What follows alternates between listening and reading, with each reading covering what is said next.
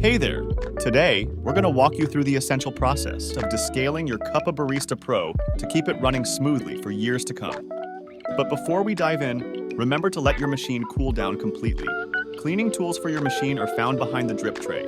Make sure that your steam wand and group head are unobstructed. Descaling is a crucial step to eliminate hard water buildup inside your machine. Place your descaling solution directly into your machine's water tank. Step 1. Place a container under the brew head and another container under the steam wand. Step 2. Initiate descaling mode. Press and hold the power and double-shot espresso buttons together until it beeps.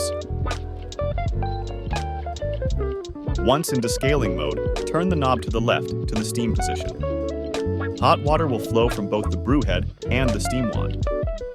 Machine will beep once finished. Turn the knob back to its starting position and press power to exit descaling mode. Drain the tank with any excess solution and pour clean water into your tank.